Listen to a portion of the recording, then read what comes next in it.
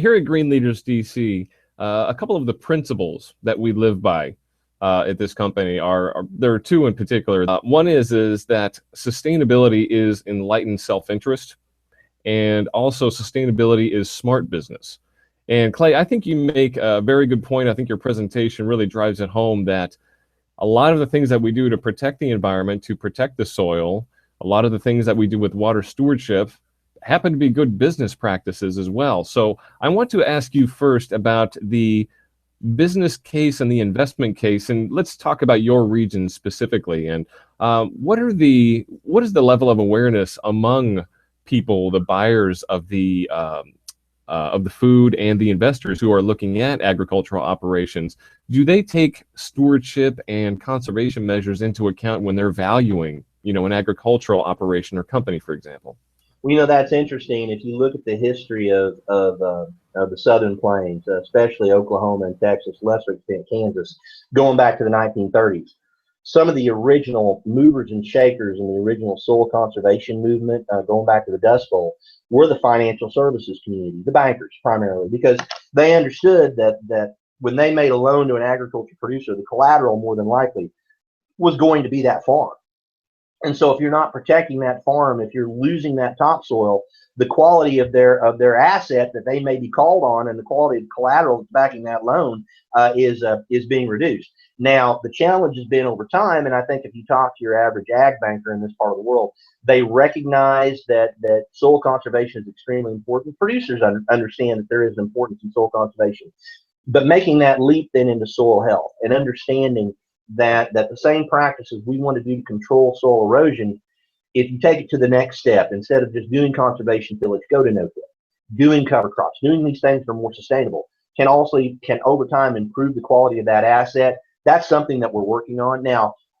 Interestingly enough, the farm credit system has been one of the strongest backers of our demonstration farm effort in this part of the world.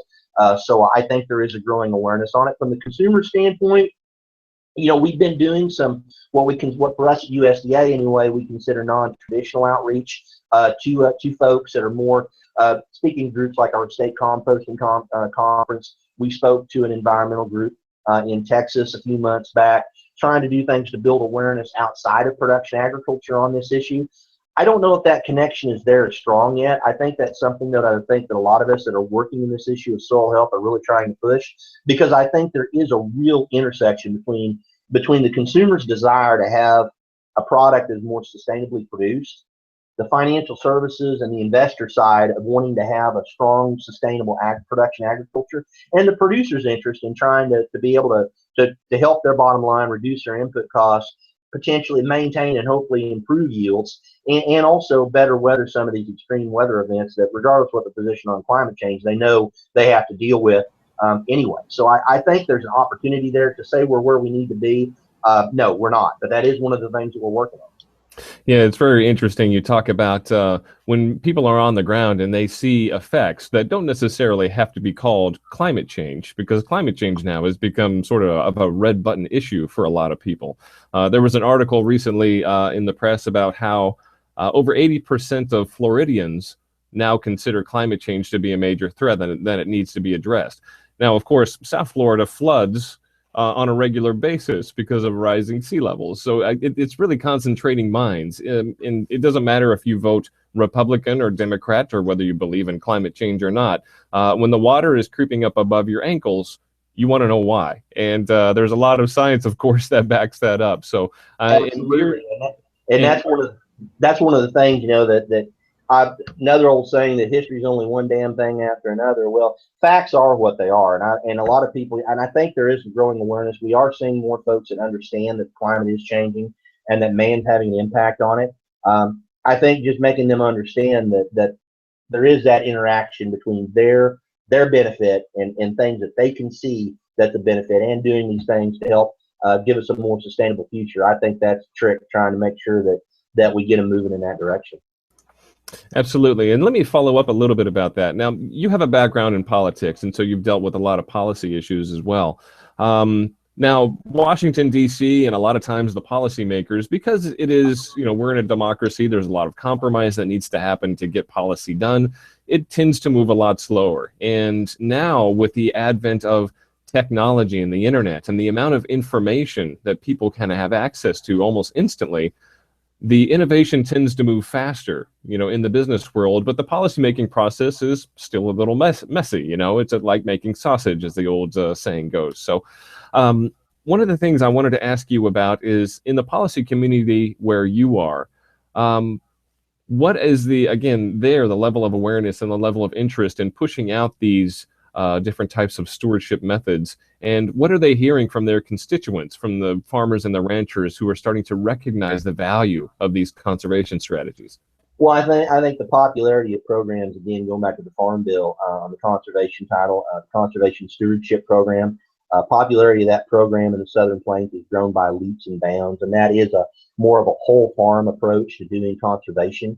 But the continued interest in programs like EQIP, the interest in the interest in soil health. I've mentioned that we've been doing demonstration farms.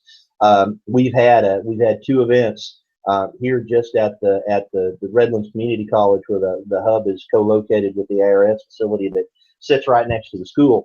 We have a demonstration farm here. We've had two soil health field days that have been attended by over 100 individuals at both meetings and different groups of people.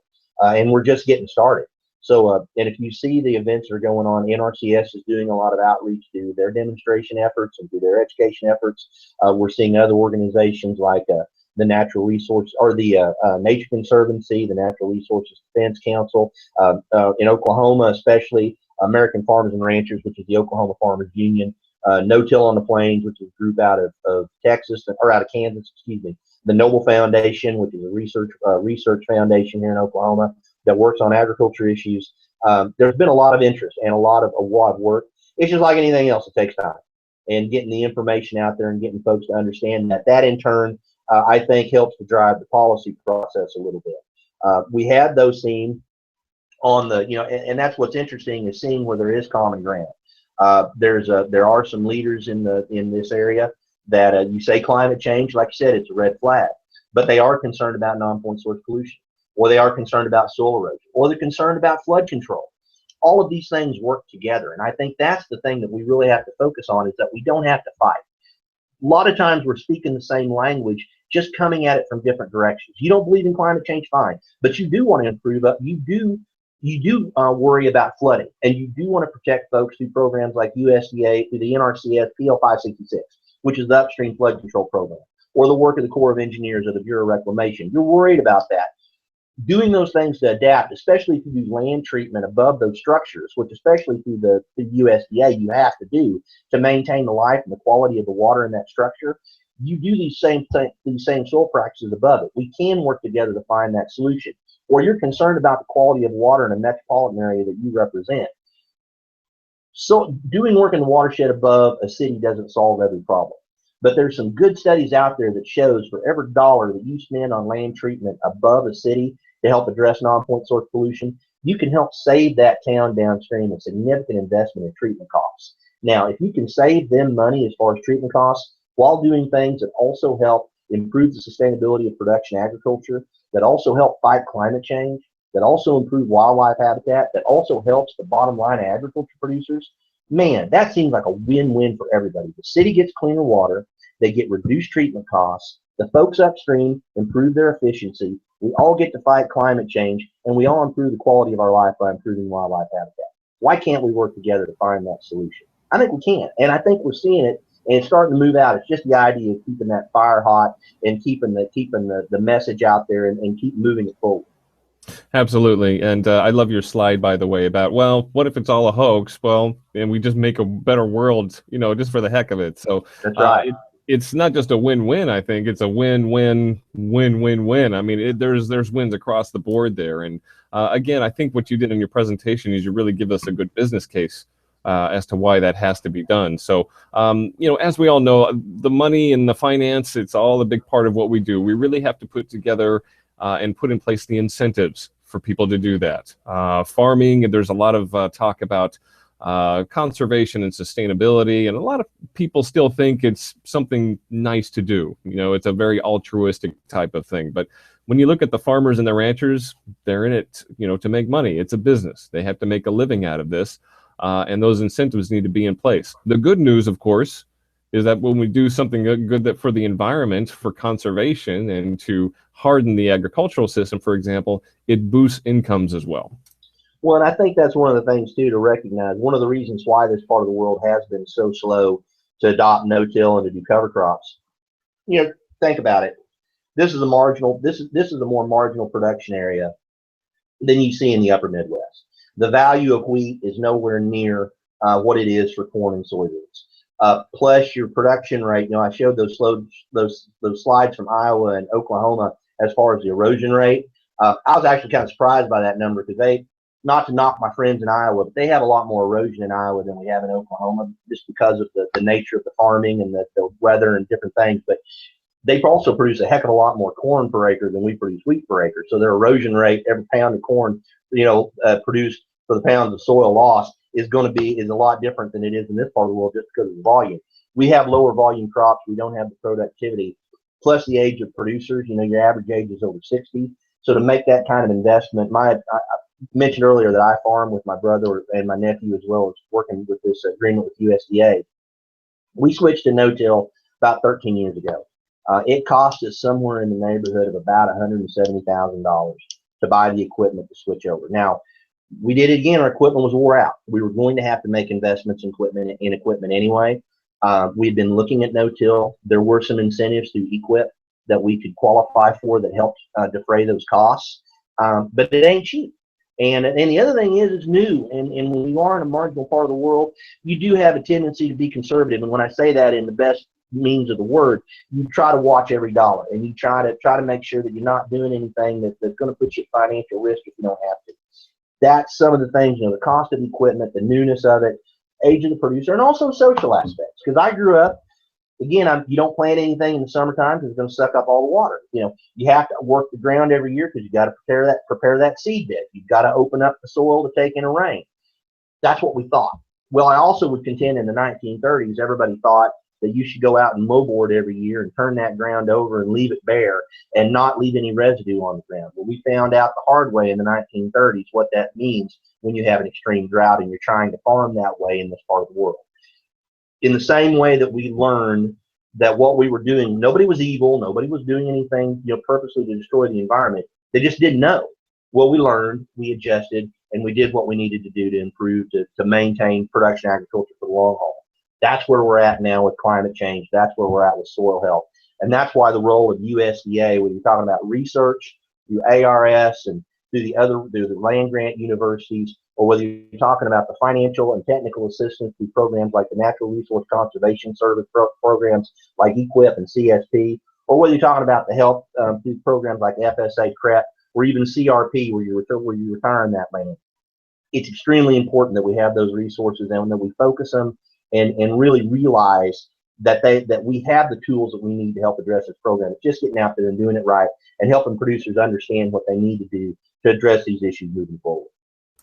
Okay, great. Like I said, there's a very good business case, and it really brings in a lot of different elements, not only from the policy and the business and the investment side, but also from the community as well. Like you said, there's a lot of people who have different stakes in this, and it is indeed enlightened self-interest. So we're going to go ahead and stop there. I'd like to thank Clay Pope for being with us today. He's coming to us from Oklahoma.